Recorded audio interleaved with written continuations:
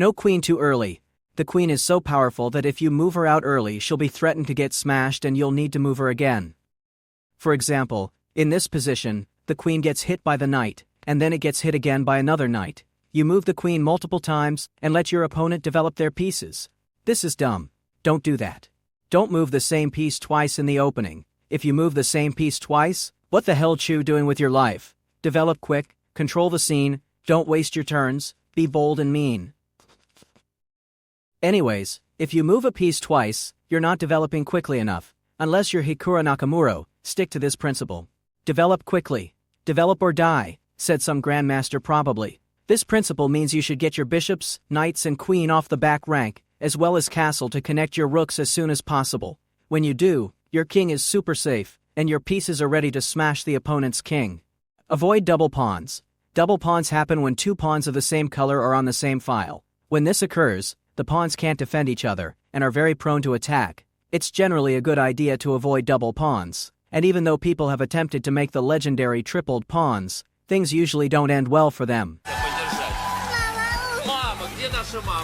Avoid isolated pawns. Isolated pawns are pawns that have no pawns nearby to protect it. These kinds of pawns are very easy to kill, and usually big targets for your opponent.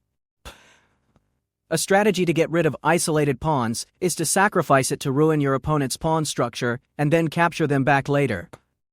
Endgame king is valuable. The king is pretty much a loser in the opening. However, in the endgame it becomes a god, and you should bring it out as soon as possible. In this position, white is completely winning, because white's king is much more active, and will very soon capture these three black pawns. Castle before move 10. While you can technically wait till move 69 to castle and deliver a castle checkmate. Check here in castles. Wait, I've never even seen this game. What? Don't try that at home. You'll most likely get fucked and be delivered home in an ambulance. Just castle early, and get checkmated like Magnus. No. Rooks go behind passed pawns. If you have a passed pawn, put a rook behind it. This makes sure that the pawn is protected while the rook remains active and can do other things. I'm not sure I can take them all. Don't worry, bro, I got your back. Bishops open, knights closed. Bishops are better in open positions because they can control squares and attack from afar. When they're in closed positions, however, they become pretty useless because they're blocked by their own pawns. Knights are the opposite. They move slowly like snails in open positions. However, in closed positions, they can hop around and go to places no other pieces can. Backward pawns. Backward pawns are pawns that are left undefended because its brothers have been pushed forward or captured. Similar to isolated pawns, this kind of pawn usually becomes a target for your opponent. Avoid moving pawns in front of castled king. Pawns are there to protect your king.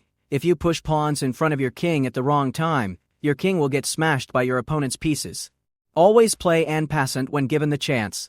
En passant is not just a chess move, it's a way of life. In this chess match, Bobby was faced with an important decision. Should he checkmate his opponent, or play en passant? Being an absolute king, Bobby chose en passant, and with that, he sacrificed the game. Don't trade bishops for knights. As a rule of thumb, bishops are usually better than knights because they are long-range pieces, and can sometimes unexpectedly f*** your opponent from afar. In this position, even though you can trade your bishop for the knight, creating double pawns for your opponent, you probably shouldn't. Knights before bishops. It is generally better to move knights first because you can pretty much bet money that the knights will go here or here. Bishops, however, have a lot more options, so you should wait and decide later. Knights are the best blockaders of pawns. Knights are really good with blocking pawns. This is because the knight naturally controls the defending squares of that pawn, so it's harder for other pawns to support it. In this situation, for example, black can't push b5 because it'll get captured. Don't play hope chess. Hope chess is when you play chess and you hope your opponent will make the move you want, or somehow screw up. Don't do that. Instead, you should always imagine that your opponent will always play the best move and plan accordingly. I hope he doesn't see me.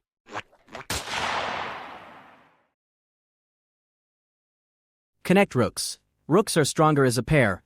Connecting rooks means removing any pieces that stand between them so that they see each other.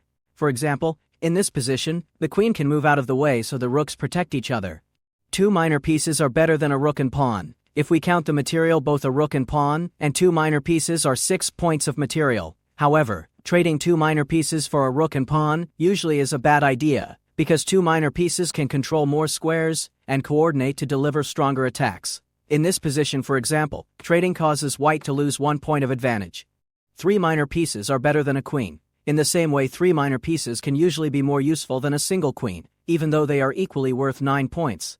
Capture toward the center with pawns. When given the opportunity to take a piece or a pawn with your own pawn, you should always look to take towards the center if possible. For example, in this position, white has the option to take black's bishop with e2 pawn, and the better option is to take it with the a pawn because that move builds stronger attacks towards the center, and it also opens the file for the rook.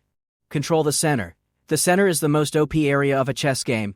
If you control the center, it'll be very hard for your opponent to do so use your knights, bishops, and pawns to control your center when you can, and thank me later.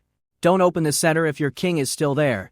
If your king is still in the center, it is not a good idea to trade or play moves that would allow your opponent to open the center and attack your king. In this position, black hasn't castled yet, and a move like d5 wouldn't be good because after a trade, white gains a half-opened file that can be a potential danger to the king. 2 connected pawns on 6th rank beat rook. If you have 2 connected pawns on the 6th rank, there's not much that a rook can do to save the game. A common strategy is to sacrifice one pawn to let the other pawn promote. Opposite-colored bishop pieces are dangerous in the middle game. In this position, black is up a knight. However, because the 2 bishops are of opposite colors, this bishop is attacking squares that the other bishop can never defend, and checkmate is unstoppable. If black has a dark square bishop, it would have been a totally different story. Opposite-colored bishops drawish in the endgame. In the endgame, opposite-colored bishops are very drawish. Believe it or not, these 2 positions are both theoretically draws. Rooks on open files. There are 3 types of files: closed, semi-opened, and opened. Rooks are pretty miserable when they're on closed files. In this position, all the files are closed, so white can make no progress, and it is a dead draw. But if white has 1 less pawn, this file becomes semi-opened, and black is attack base of pawn chain. A pawn chain is a few connected pawns which control a lot of space together. In this position, all of these pawns are protected, except for the one at the base. Once that pawn is gone, the other pawns can be captured one by one. When ahead, trade pieces but not pawns. In this example, you're up a rook for a knight. This is a pretty big deal. You can simply use your rook to scoop up all black pawns and winning is inevitable. If you trade all pawns though, even Magnus Carlsen can't win this position, because it is a freaking theoretical draw, unless the opponent has a seizure. When down, trade pawns but not pieces. Similarly to the last principle, if you are black, trading all of your pawns is what you want to do, because that is how you will increase your chances to get a draw from a lost position. Knights on the rim are grim. When a knight is on the rim, it can only see 2 squares. However, when it's in the middle, it controls 8 squares in total, so to keep your knights happy and productive, don't put it on the rim.